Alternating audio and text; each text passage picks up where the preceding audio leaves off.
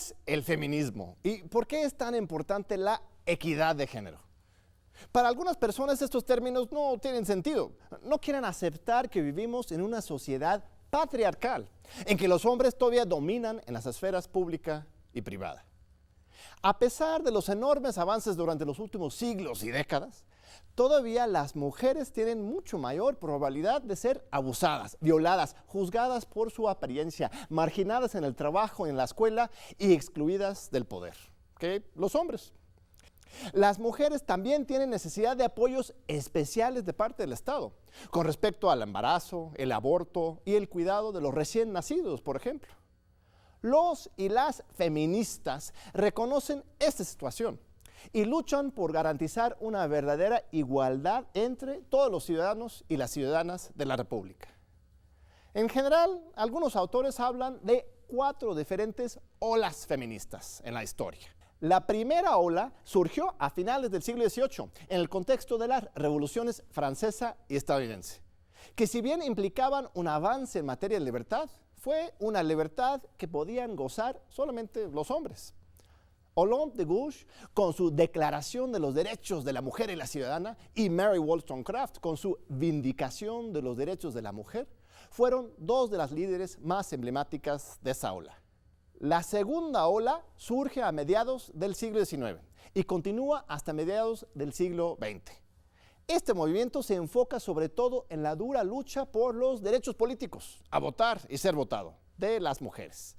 Aquí 2 hitos históricos fueron la declaración de Seneca Falls en los Estados Unidos y la gran movilización de mujeres rusas el 8 de marzo de 1917, que terminaría por derrocar al zar y fijaría esa fecha como el Día Internacional de la Mujer. Es importante recordar que Rusia fue el primer país de importancia en el mundo en otorgar el voto a las mujeres. En México se lograría hasta el año 1953. La tercera ola feminista surge durante los años 60 y amplía la lucha más allá de lo estrictamente político para incluir temas como la condición de la mujer en la sociedad, la lucha de clases, la sexualidad y las definiciones de feminidad y masculinidad. 2 grandes íconos de esta ola son Simone de Beauvoir y Judith Butler, por ejemplo.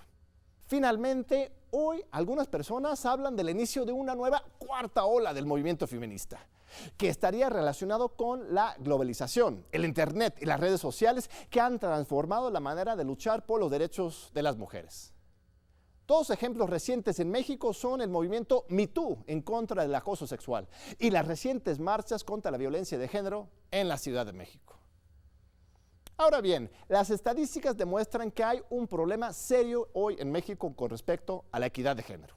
Por ejemplo, un estudio reciente reveló que los altos mandos en las grandes empresas de México son controlados casi exclusivamente por los hombres. Solo 8% de los CEOs, 10% de los integrantes de los comités ejecutivos y 16% de los vicepresidentes senior son mujeres. De igual manera, en la administración pública federal, si bien 54% de los servidores públicos son mujeres, solo el 28% de las posiciones de mando son ocupadas por mujeres.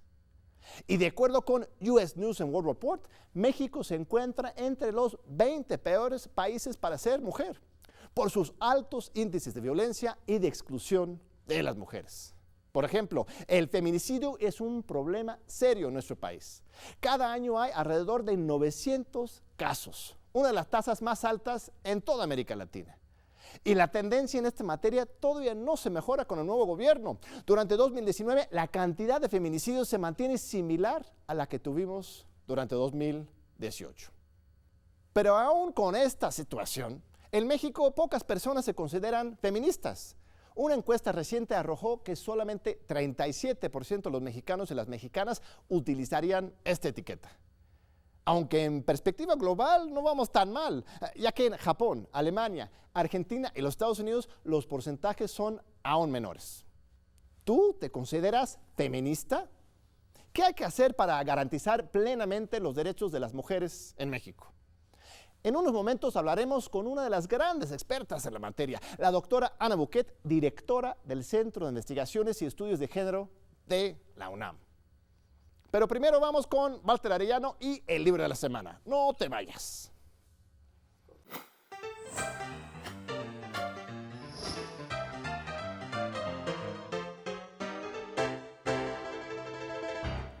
Muchísimas gracias, John. Hoy, en el libro de la semana, traemos una probadita de la gran labor de investigación que realiza el Centro de Investigación y Estudios de Género de la UNAM. Se trata de género, sexualidades y mercados sexuales en sitios extractivos de América Latina, una novedad editorial recién salida de la imprenta y coordinada por las destacadas investigadoras Susan Hoffman y Melissa Cabrapan. Este texto tiene como valor agregado el reunir estudios de caso de países como México, Argentina, Venezuela, Ecuador, Perú, Bolivia y Brasil. En el libro, el lector se adentrará en temas que en ocasiones han sido soslayados por la academia, como es el caso de la actividad minera y su impacto en la dinámica de género, el cual se analiza desde Venezuela. Aquí se enfatizan las estrategias que ha empleado el Estado para promover el liderazgo comunitario femenino.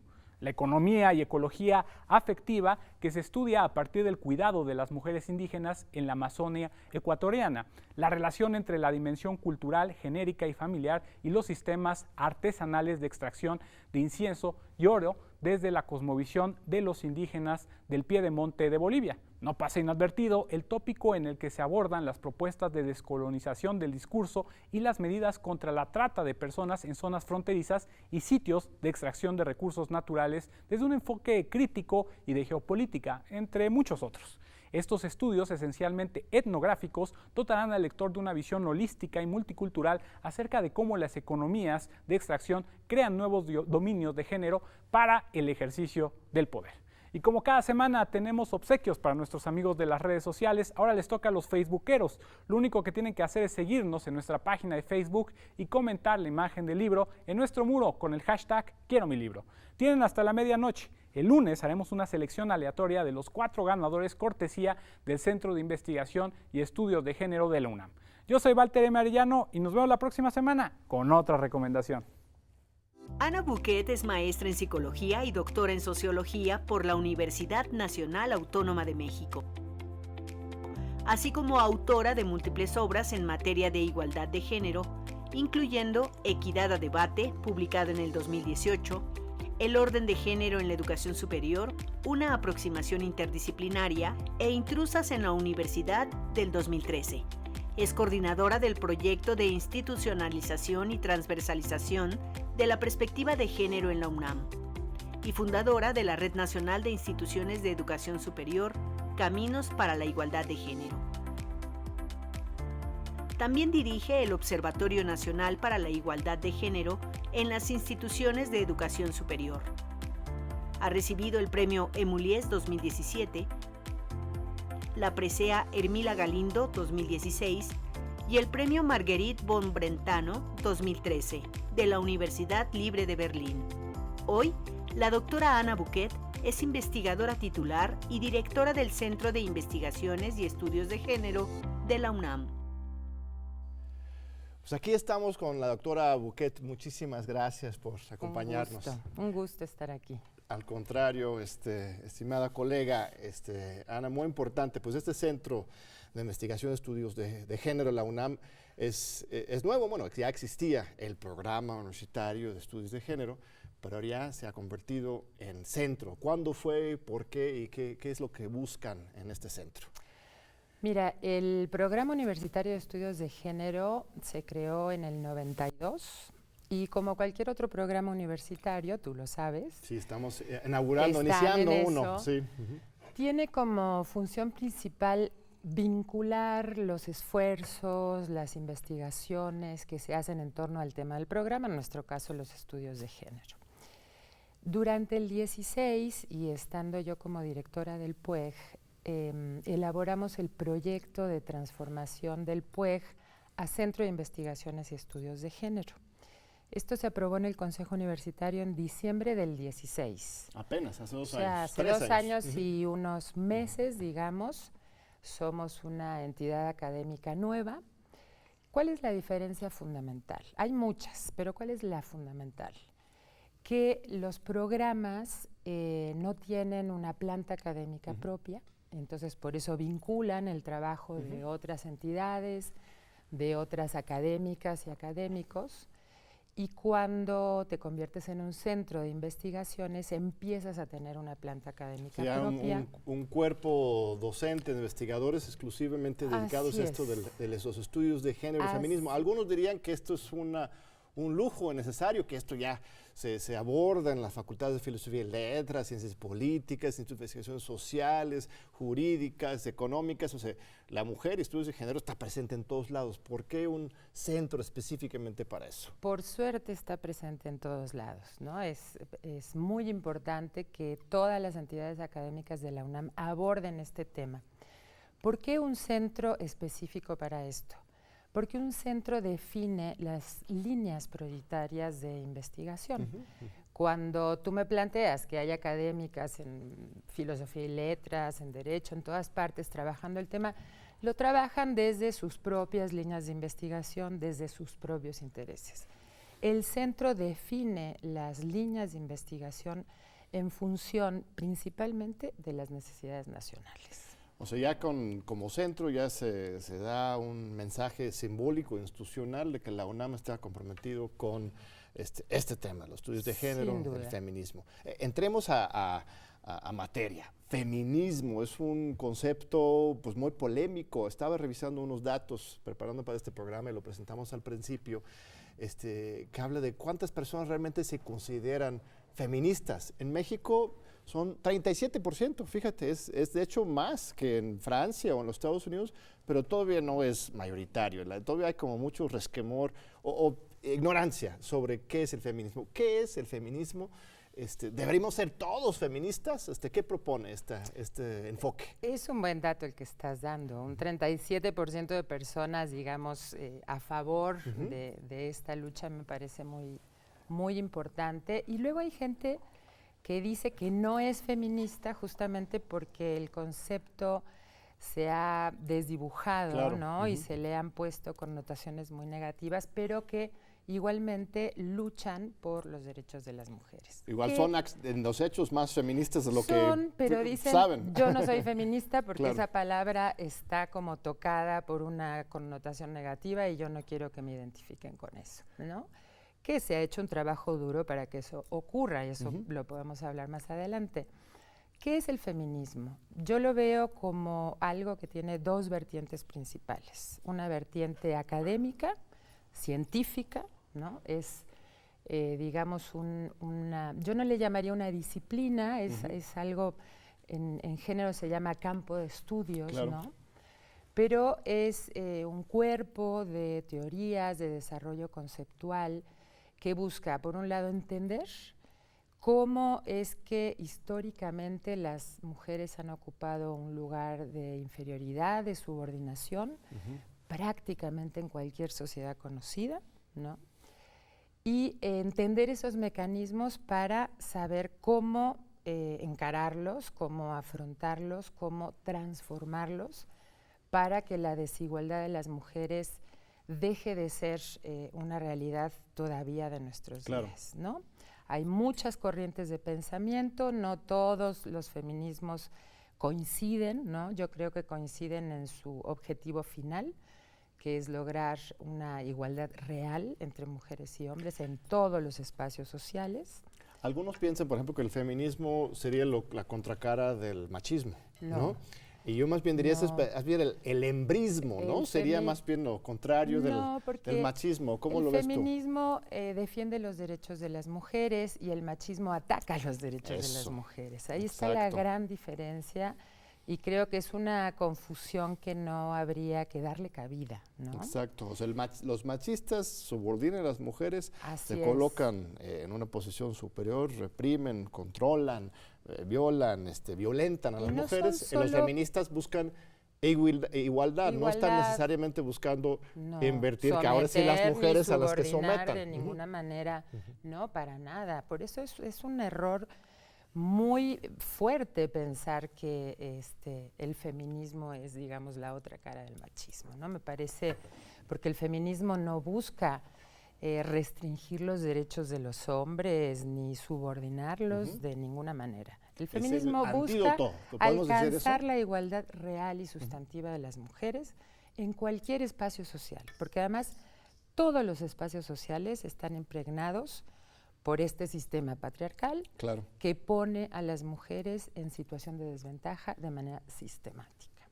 Ahora, la otra vertiente del feminismo, que es la vertiente política, la vertiente activista, la de lucha, es justamente, son estos movimientos sociales de mujeres y algunos hombres feministas. Yo estoy a favor de que haya hombres feministas, porque esa Que también los hombres es, participen en pero esta misma lucha. por supuesto, Claro. y sí hay pensamiento feminista en los hombres desde hace siglos, ¿no? Paulin de la Barre, que no es mi pronunciación del francés, no es lo ideal, pero es un caso, ¿no? Entonces, ahora, el movimiento, la vertiente política de lucha, nunca está desvinculada de la vertiente académica, Claro. porque la vertiente académica todo el tiempo está buscando cuáles son las razones, cuáles son los mecanismos y cómo transformar esos mecanismos. Entonces, muchas veces la vertiente académica produce mucho material para la elaboración de políticas públicas, por ejemplo, ¿no? Entonces, van juntas, pero son como las dos caras principales del feminismo. Ahora, recientemente aquí en México han habido varios estallidos de activismo feminista. En este año, nada más 2019, estaba lo de Me Too, que bien inicia en los Estados Unidos, pero en México tiene su propio desenlace, ¿no? De denuncias en las redes sociales, en particular en Twitter, de casos de abuso, en un primer momento en contra de personas famosas, pero luego se democratizó y todo el mundo empezaba a denunciar. Y luego, después, no sé qué tan relacionado esté, tú me puedes ayudar a entender eso mejor, pero unos meses después, una serie de marchas muy fuertes, violentas en algunos elementos, a favor de las derechos de las mujeres y en particular también en contra de la violencia de género, ¿no? Los feminicidios, el abuso. En particular hubo un caso muy concreto de una denuncia de unos policías que supuestamente habían abusado de una adolescente, ¿no?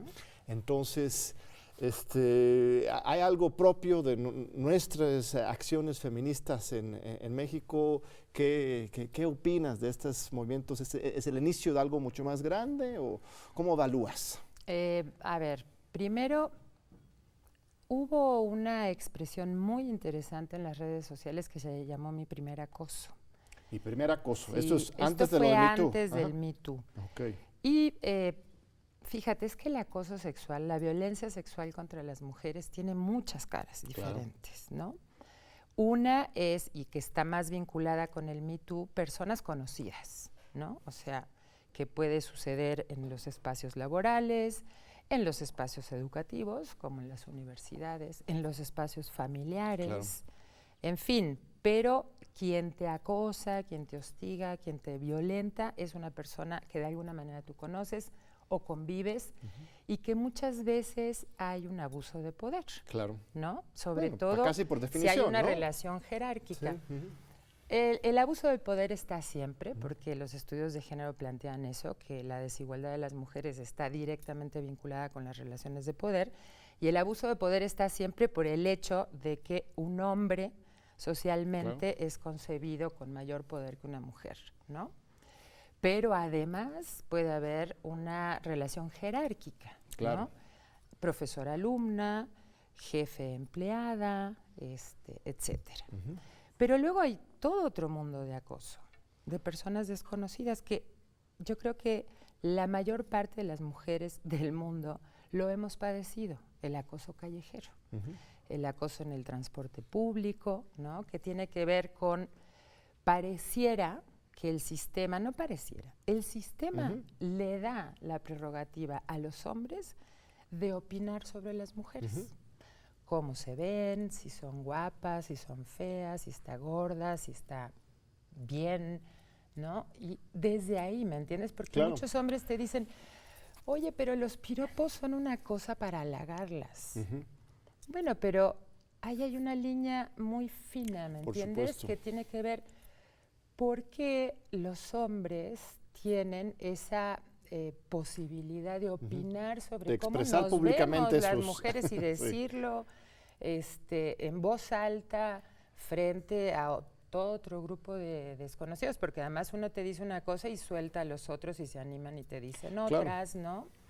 Y eso es una vivencia sistemática no es solamente y cotidiana. verbal, es la mirada, gestos yo físicos tengo 2 hijas muy adolescentes y ellos lo sienten, no pueden andar en el metro con la misma tranquilidad que un muchacho de su misma edad. Es ¿no? muy además que desde ahí desagradable. básicamente el espacio público. Es muy desagradable. Mira, sin duda habrá algún hombre medio poeta que diga cosas muy hermosas como Sí.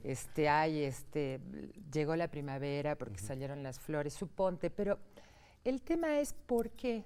¿Por qué los hombres le dicen cosas a las mujeres en la calle? ¿No? Las mujeres no les decimos cosas a los hombres en la calle. ¿Y cómo se sientan las mujeres al recibir esos comentarios? Eso es lo importante. ¿Y cómo se sienten? ¿no? Porque además no es una persona que te lo dice, te lo dijo y más adelante y más adelante Y tú estás todo el tiempo diciendo, bueno, ¿por qué esa evaluación sistemática sobre cómo me he visto, cómo me veo, etcétera? Pero además sienta las bases para que eso para la violencia continúe, material. ¿no? Para que Directo. se potencie a otras cosas. Pero entonces, ¿estamos en un despertar en México? O sea, esto de Me Too, Yo las creo que marchas, sí. algo está Yo creo pasando que históricamente de la liberación de esta nueva generación de mujeres activistas. Lo primero que yo quiero decir es que yo estoy a favor de todas las manifestaciones feministas, de todas, y que creo en todas y cada una de las mujeres que denuncian lo que tengan que denunciar. Claro.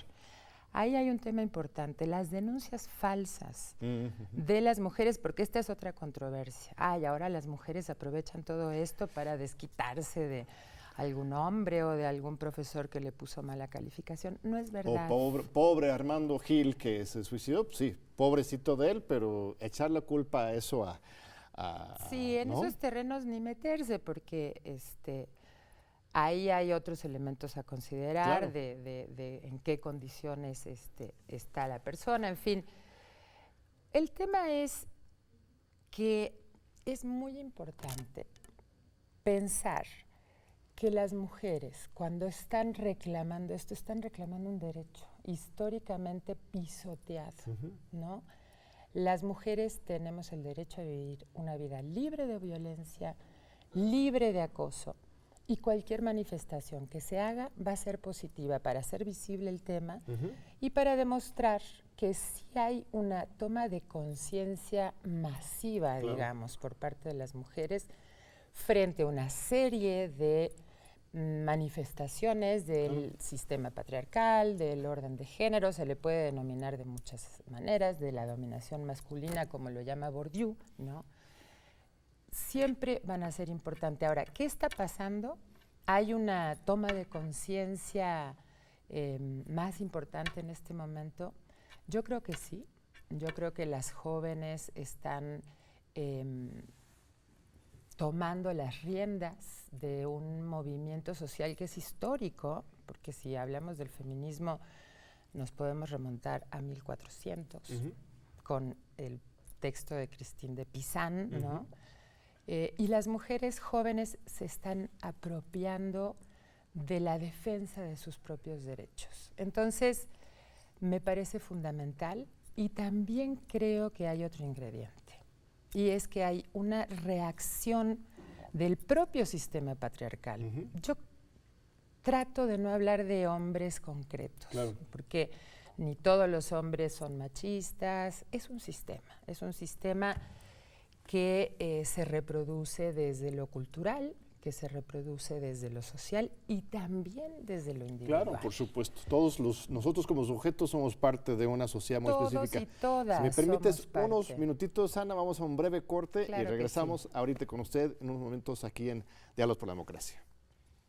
Pues aquí seguimos con la doctora Buquet. Mira, es muy fascinante. Yo también veo pues una nueva generación de jóvenes, en México en particular, aunque creo que es también un fenómeno global, ¿eh? Por ejemplo, de Greta Thunberg, ¿no? Que es un tema de ambientalismo, pero una mujer, niña de 14 años teniendo este liderazgo, yo creo que no hubiera sido posible en otros tiempos de la historia. Empezó a los 14, ¿no? Ahora 16. Así es. Y en México, pues sí, hay lo veo en los estudiantes de la UNAM, hay una una nueva generación que está empujando en este tema y que van en serio, ya no aceptan simulaciones, ¿no? Exacto. Porque hay muchos discursos. Ay, sí, tú decías, hay algunas personas que son feministas, bueno, más bien que no aceptan la palabra feminista, pero que sí lo son.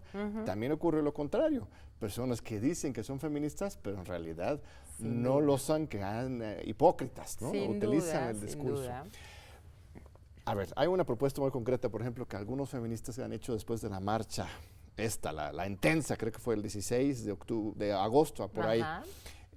Dicen, por ejemplo, que no hay que limpiar el ángel, la independencia, quitar los grafitis, hasta que la jefa de gobierno haya cumplido con sus promesas de acabar con los feminicidios en la Ciudad de México, atender realmente a las mujeres. ¿Estás de acuerdo con ese tipo de propuesta simbólica? Puede ser un símbolo importante, ¿no? Porque cualquiera que pasa por el ángel y ve eso, se acuerda por qué eso está pintado de esa forma. Ahora, lo que yo sí creo, estoy convencida, es que el Estado mexicano y los gobiernos locales tienen que hacer mucho trabajo, pero muy serio, para erradicar la violencia contra las mujeres en México, porque es brutal lo que está pasando. Y ahí tenemos una gama gigantesca, ¿no? ¿Y qué falta? Porque a cada rato se lanzan nuevos proyectos, nuevas propuestas. Aquí estuvo Nadine Gassman, la nueva directora del Instituto Nacional de las Mujeres. Hay grandes propuestas en la mesa, pero ¿qué es lo que falta en la materia? Mira, Claudia Sheinbaum comenta que las alertas de género no están dando los resultados necesarios. Yo coincido con ella. Lo que no quiere decir que hay que quitarlas, porque por lo pronto es lo único que hay. ¿Qué es para la audiencia? ¿Qué es alerta de género? ¿Qué es lo que tendría que hacer? ¿Para qué funciona? ¿Y qué es lo que funciona o no funciona? La alerta de género es, digamos, un llamado de atención cuando el feminicidio cobra niveles muy altos en cualquier región, en un estado, y se junta un grupo de especialistas, ¿no?, de la academia, de la sociedad civil, para establecer medidas concretas para el lugar específico donde están ocurriendo. No están funcionando como deberían de funcionar. Hay muchas posibilidades, digamos, para atender el tema. Uno, sin duda, tiene que ver con el sistema de justicia, o sea, que está rebasado por todos lados y que además está lleno de prácticas y cosas que no ayudan en nada a poder encontrar a los culpables, sentenciarlos, etcétera, etcétera. Todo eso son muchas cosas que hay que hacer, pero yo tengo una posición al respecto. Mi posición es que la violencia de género es un síntoma más del machismo, del sistema patriarcal o del orden de género preponderante, digamos. Y que como ese síntoma hay muchos otros, ¿no? Las mujeres continúan siendo las principales responsables de todas las actividades que se llevan en el espacio familiar, ¿no? Tareas domésticas, tareas de cuidado, que las mujeres siguen ganando menos que los hombres, que las mujeres ocupan menos puestos de toma de decisiones, que las mujeres no tenemos el derecho a decidir sobre nuestro cuerpo y nuestro proyecto de vida. En fin, el sistema patriarcal desparrama desigualdades. ¿Y el tema de la alerta de género lo focaliza demasiado, entonces? No, a lo que yo voy es, tenemos que avanzar, tenemos que atender el problema del feminicidio, sin duda, de toda la violencia, de manera específica y particular. Sin duda, con muchas cosas que hay que estudiarlas muy bien y diseñarlas muy bien. A lo que yo voy es, tenemos que avanzar en términos de igualdad a nivel integral. Mientras las mujeres sigan en el imaginario social concibiéndose como personas inferiores, que no son capaces de ciertas actividades como estudiar ingeniería o matemáticas o física, que no son capaces de dirigir una empresa. A lo que yo voy es un síntoma más. La desigualdad de género es un sistema muy complejo. Pero entonces tenemos que avanzar en todo. Hay una reforma constitucional reciente, me atrevería a decir histórica. La de paridad. La de paridad. Esto nos tiene que ayudar. Bueno, no es un esfuerzo pedagógico directamente en términos de enseñar y apoyar directamente a las mujeres, pero yo creo que es hasta más fuerte. Es un esfuerzo pedagógico, institucional, estructural, porque lo que esta reforma obliga es que todos los órganos colegiados, los gabinetes, no solamente por la buena voluntad de el presidente hoy, etcétera, sino que todos los gabinetes, al nivel de los gobernadores, todos los cuerpos colegiados, institutos electorales, candidatos a diputados locales, federales, todo sea absolutamente paritaria. Eso nos da y nos coloca en México más allá de casi cualquier otro país en el mundo. Yo creo que nadie tiene esta legislación, ¿verdad? Es una acción importantísima, es un cambio muy importante, pero es uno de muchos que hay que hacer. Otros casos, ejemplos, ¿qué propondrías? Hay una iniciativa, mira, hay una iniciativa que presentó el diputado Porfirio Muñoz Ledo, que está pendiente, que esa es una cosa preocupante, que hay muchas iniciativas muy interesantes, pero no están pasando, no se están discutiendo. Porfirio Muñoz Ledo en esa iniciativa plantea muchos temas. Uno es la paridad en toda la administración pública, en los poderes, en los puestos de elección popular. Es muy importante, pero es una punta de todo el complejo que hay de desigualdades. ¿Cuáles son las otras propuestas que hay lanza? Una muy importante que tiene que ver con la división sexual del trabajo. Fíjate que las desigualdades, yo veo dos núcleos duros y terribles. Uno es la violencia de género y el otro es la división sexual del trabajo. Claro.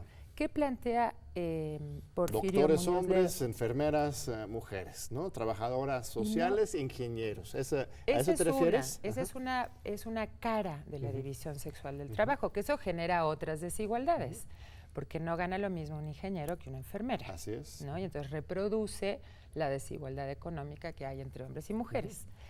Pero hay un tema más difícil aún, que está enraizado de una manera pues muy difícil de mover, pero se puede mover, que tiene que ver con quienes se ocupan de las tareas de cuidado y de las labores domésticas adentro de los hogares. Los hogares cumplen dos funciones, cumplen muchas, pero dos fundamentales: la reproducción de la vida humana y la reproducción de la fuerza de trabajo. Así es. ¿No? Cualquier ser humano necesita satisfacer una serie de necesidades: dormir, alimentarte, bañarte, tener ropa limpia, que haya comida en tu casa, en fin, todo lo que se hace. Y de lo que estás hablando entonces, que los hombres puedan... Los hombres no se han incorporado a esa parte de la vida. Bueno, la ley tampoco les da realmente derechos de paternidad. Aquí hablábamos con Karina Batiani, ¿no? De la Claxo, aquí estuvo aquí con nosotros en esta misma mesa, que ha trabajado muchos temas y sí nos decía que en Sudamérica, por ejemplo, y en Europa hay muchos más avanzada en esta legislación de permitir a los hombres que puedan pues tomar este permiso, que no solamente sean las mujeres. ¿De ese tipo de políticas estás hablando? Esa es una, ¿no? O sea, por ejemplo, en los países nórdicos, la licencia parental es de 16 meses. Para los dos, madre y padre. Mitad, o sea, se reparte en 3 periodos, un tercio para la madre, un tercio para el padre y el otro lo deciden. Ahí me iría a otro tema que es normalmente lo deciden por la mujer, porque el ingreso salarial del hombre sigue siendo más importante, todo se vincula, incluso en aquellos países donde los índices de igualdad de género son altísimos, ¿no? Esa es una. Los hombres en México tienen 5 días hábiles. Eso ya te está diciendo un mensaje, y es la mujer quien se tiene que quedar encerrada en su casa a cuidar al bebé, porque el hombre tiene que hacer algo más importante, que es salir a trabajar. Aunque esta mujer que esté encerrada en casa sea una investigadora de altísimo nivel, y su marido también, ¿no? Eso me lleva a decirte, entre otras desventajas que produce la división sexual. Y esto también afecta a los hombres. Es luego, bueno, yo estoy muy comprometido con mis hijas, lo he vivido directamente. Cuando no puede uno estar con sus hijos, uno mismo se siente separada de su propia humanidad. Entonces, el hecho de que el hombre a los 5 días tenga que ya regresar a su jornada, le afecta también a los hombres y desde luego a los niños, por supuesto, y ni se diga de la madre, por supuesto, que es la que tiene que llevar el trabajo más fuerte, ¿no? Convencida de que cambiarían muchas cosas, incluso a nivel de subjetividad y de emociones en los hombres que pudieran establecer un lazo fuerte con sus bebés recién nacidos. Hay una experiencia en Suecia sobre ese tema, ¿no?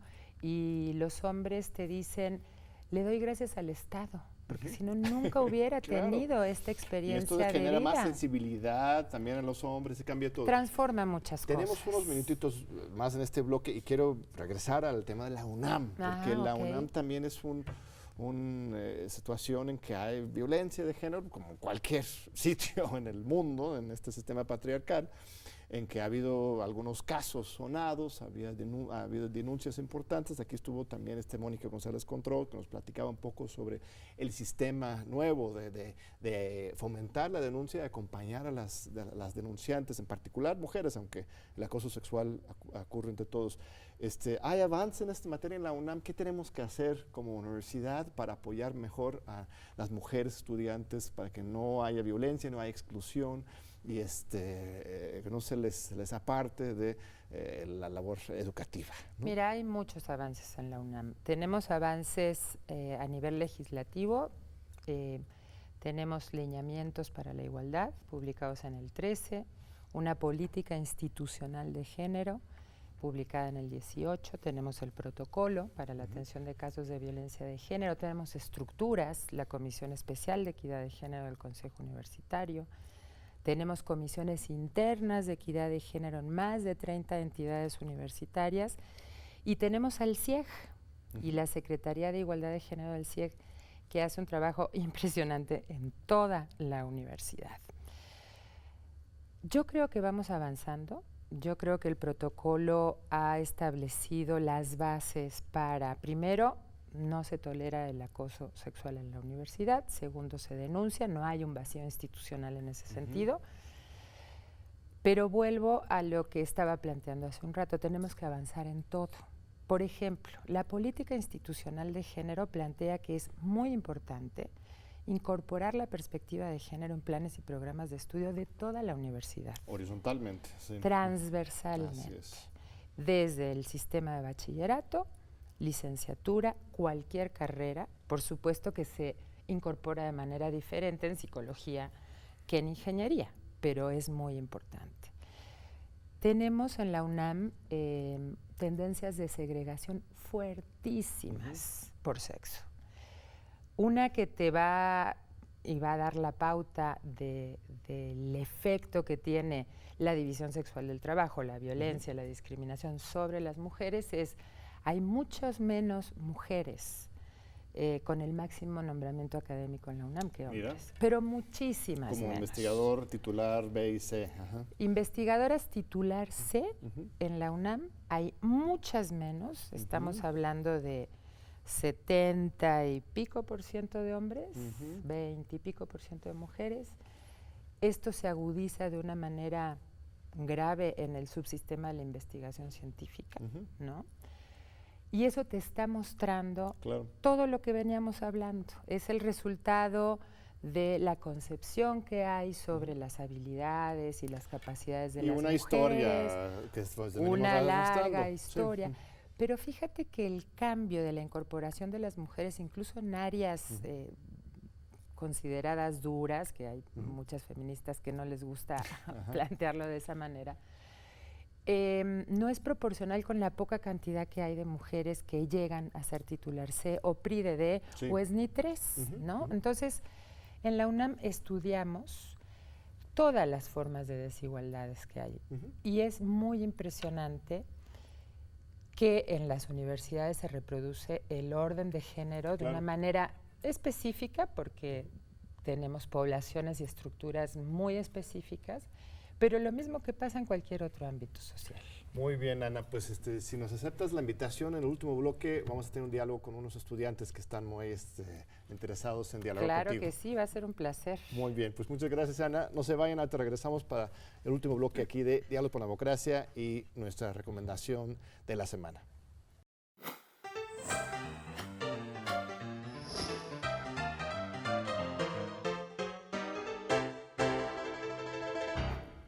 ¿Te interesan temas como el auge y la crisis de la democracia liberal, las redes y la información? Pues no puedes perderte el Seminario Internacional Repensar la Democracia en una Era de Transformación Social, que trae para ti el Programa Universitario de Estudios sobre Democracia, Justicia y Sociedad. Componentes de la categoría del sociólogo Manuel Castells, quien viene desde la Universidad de California del Sur a platicar sobre temas como la sociedad red y por qué estas sociedades dependen de otras redes de comunicación, así como el origen de las redes sociales que van más allá de la sociedad. ¿O crees que se puede repensar la democracia actualmente? En el mismo seminario tendremos a la actual secretaria de Gobernación, Olga Sánchez Cordero, quien nos resolverá las dudas sobre si podemos o no repensar la democracia. También será un análisis y un balance del cambio político a un año del gobierno de AMLO, con la participación de la diputada Tatiana Cloutier. Serán 2 días de charlas increíbles, foros de discusión en los que podrás escuchar y preguntar acerca del contexto político nacional e internacional. También participará Marcio Pochmann, quien nos dará la conferencia magistral Progresismo y Fascismo en América Latina, una lectura a partir del caso brasileño. Podremos escuchar asimismo a Lorenzo Meyer platicarnos sobre los obstáculos geopolíticos que enfrenta México actualmente. Pero no te cuento más. Visita nuestro sitio web en www.dialogosdemocracia.humanidades.unam.mx. Ahí encontrarás el programa completo, los horarios y todo sobre nuestros grandes invitados. No olvides realizar tu preregistro en el sitio web. El Seminario Internacional Repensar la Democracia en una Era de Transformación Social será el miércoles 16 de octubre y jueves 17 en el Auditorio Alfonso Caso, en Ciudad Universitaria, a un costado de la Facultad de Diseño y de la Facultad de Derecho. Inicia a las 9 de la mañana y termina a las 5 de la tarde. Así que no lo pienses más y regístrate para que puedas ser parte de este gran seminario internacional en la UNAM. No olvides seguirnos en nuestras redes sociales y vernos aquí la próxima semana con otra recomendación. ¡Excelente domingo! Te sientes libre, libre, la que ríe, la que gime, la que grite, la que baila, la que goza, la que explota, la que brilla porque no le importa y no corta las alas a otras. Libre, atrevida y loca, y con el fuego en la boca. Libre, atrevida y loca. Esa fue Libre, Atrevida y Loca. El artista es Miss Bolivia, Rebecca Lane y Ali Guagua. Así se llama el grupo. Una canción de rap feminista a favor de la liberación de las mujeres. A propósito de hoy, pues aquí tenemos a nuestros grandes estudiantes distinguidísimos de la Ciencia Políticas y Derecho, ¿sí? Si no me equivoco, ¿verdad? Sí. Empezamos con Ayobi, por favor. Sí, bueno, pues muchas gracias por la invitación. Y bueno, escuchando ya un poco del tema, ya involucradas en esto, pues, porque somos mujeres. Mi pregunta sería como, en esta cuestión que tocaban de la perspectiva de género en la UNAM y en todas las universidades en general, ¿cuáles son los límites de la implementación de la perspectiva de género al momento de institucionalizarse? Ya tocaron el tema de que algunos se dicen feministas y no lo son, o otros sí lo son y no lo dicen. Entonces, ¿cuáles serían como el límite de implementar la perspectiva? Bueno, límites hay muchísimos. En la UNAM y también en otras universidades de México hemos hecho un trabajo sistemático para institucionalizar y transversalizar la perspectiva de género. Y hay límites de todo tipo. Hay sobre todo resistencias de carácter cultural, ¿no? Porque pues mucha gente no está de acuerdo. Si tú planteas, bueno, pongamos una acción afirmativa, ¿no? En un instituto en donde hay un 18% de mujeres, busquemos abrir ciertas plazas para que las ocupen mujeres. Mucha gente no está de acuerdo. Piensan que eso va en contra de los méritos académicos, que se supone que son absolutamente objetivos y neutrales, que sabemos que tampoco es cierto, ¿no? Entonces, vamos a encontrar límites por todas partes. Es un trabajo que hay que seguir haciendo y yo creo que si hubiera un momento final, digamos, de la institucionalización de la perspectiva de género en la educación superior, tendría que ser cuando alcancemos condiciones de igualdad real, de igualdad sustantiva, porque tenemos igualdad en la legislación universitaria, pero no tenemos igualdad en la vida práctica, ¿no? Que tiene que ver con todo lo que hablábamos hace un rato. O sea, las mujeres enfrentan enorme cantidad de obstáculos en el mundo académico que provienen del orden de género. No es que surjan o emerjan directamente de aquí adentro. Entonces, para mí, los límites son los que ponen las resistencias culturales, sociales, estructurales, ¿no? Y por otro lado, si hubiera un fin, digamos, a hacer este trabajo, pues tendría que ser cuando hubiera una verdadera igualdad. Muy bien, es Nayobi Salgado, ¿verdad? Nayobi Salgado, ¿Y de qué sí. semestre eres? Soy de séptimo semestre de la Facultad de Derecho. Perfecto, vamos con Carlos. Hola, mucho gusto. Mi nombre es Carlos Ramírez Montaño. Soy de la Facultad de Ciencias Políticas y Sociales y soy de primer semestre. Mi pregunta es, ¿qué características debe tener una persona que se autoproclama feminista? Pues la principal es defender la igualdad, la igualdad de género, digamos, entre hombres y mujeres y entre todas las identidades y orientaciones sexuales, etcétera, etcétera. Pero creo que es muy importante que esa persona comprenda profundamente cómo son esas desigualdades, de dónde provienen esas desigualdades, porque no es solamente saber que hay, no sé, una brecha salarial entre hombres y mujeres, ¿no?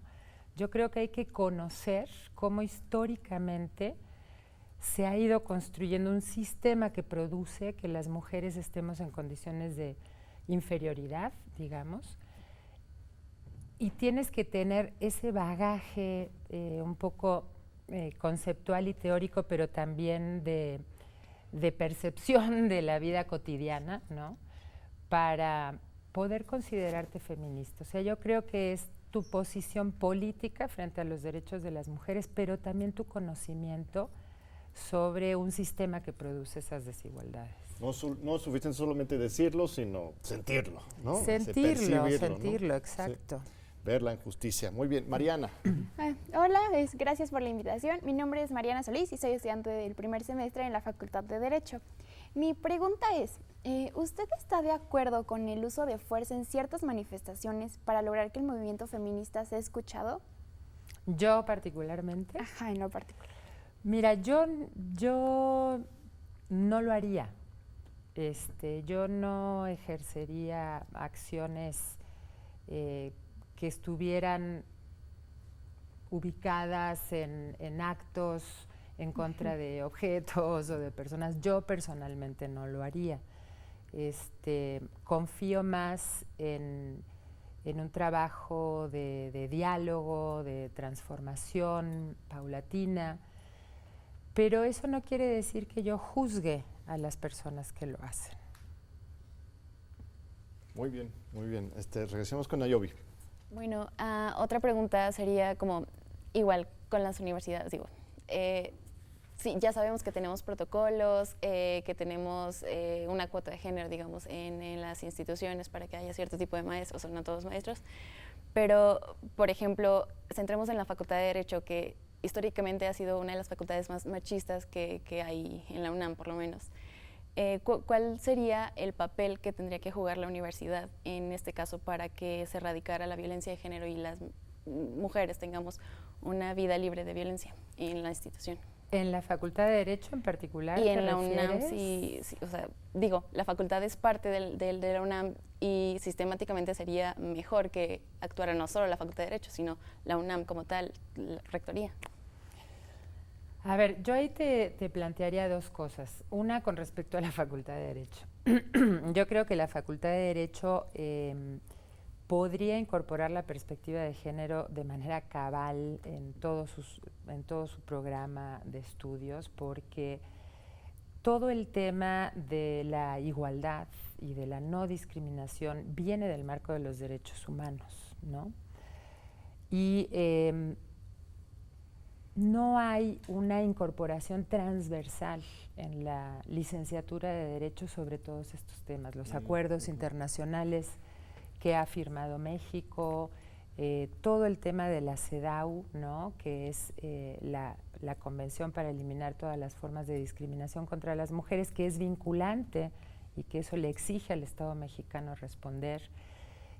Yo creo que ahí a la Facultad de Derecho le falta integrar toda esta perspectiva a nivel transversal, no como una cosa aparte, como una materia marginal de, oigan, las mujeres que tengan interés en saber cuáles son los derechos de las mujeres, métanse a esa materia. No, es todas las alumnas y todos los alumnos que van a cursar una carrera además tan importante para luego salir a la sociedad a hacer cosas muy relevantes, tendrían que conocer a profundidad las leyes nacionales, porque hay un montón de leyes nacionales, de reglamentaciones, de programas que no se están abordando de esa manera en la facultad. Y con respecto a cómo eliminar la violencia de género en la institución y en todas las instituciones de educación superior, porque es un trabajo que se está haciendo en el mundo entero.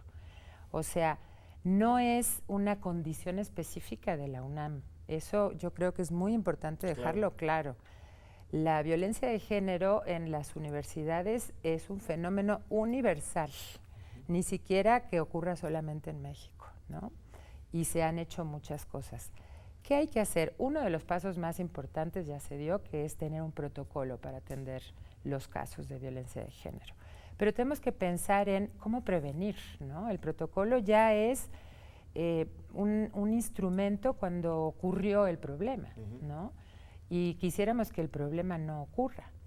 Entonces tenemos otros instrumentos que tienen que ver con la igualdad de género en la UNAM, que habría que aplicarlos y aterrizarlos de manera transversal en toda la universidad, que eso no se ha hecho todavía. O sea, existen la política institucional, pero no ha logrado atravesar todos los espacios universitarios. A los planes de estudio y tal, de las facultades. Hay que aterrizarlo y a las comunidades, ¿no? A las facultades, escuelas. O sea, en esa política se plantean muchas acciones para avanzar hacia condiciones de mayor igualdad. Y como yo lo dije hace un rato, creo que la violencia de género es un síntoma más de la desigualdad de género, ¿no? Muy Entonces, bien. Se nos acaba el tiempo, vamos a ir con Carlos, nuestro hombre token, que hay que darle la voz también. Sí.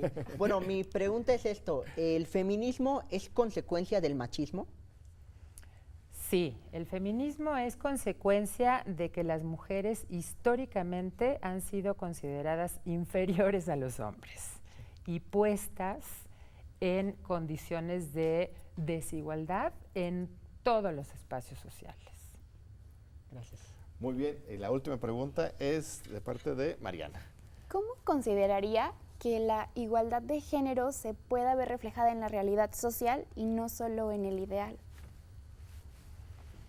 Bueno, cuando ya no haya violencia contra las mujeres, cuando las mujeres puedan estar en cualquier espacio del conocimiento, cuando las mujeres puedan estar en los espacios de poder, cuando las mujeres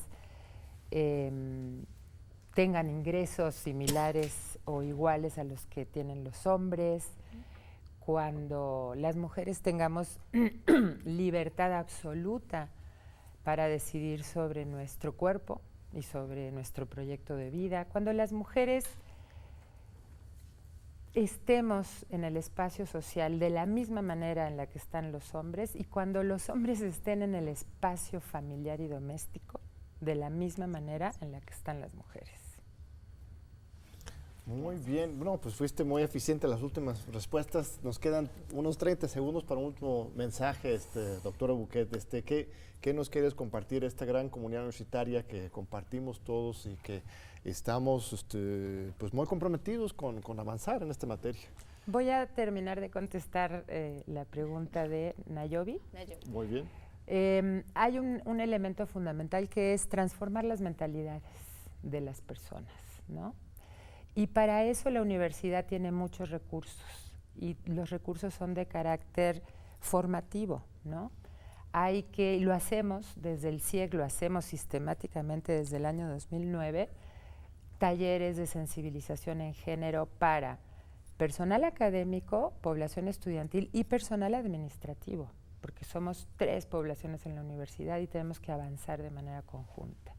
Capacitar, formar, sensibilizar. Por eso es tan importante que entre la perspectiva de género a todos los planes y programas de estudio, porque necesitamos nuevas generaciones que conozcan una realidad que ha sido naturalizada a lo largo de los siglos y entonces la gente cree que no existe, ¿no?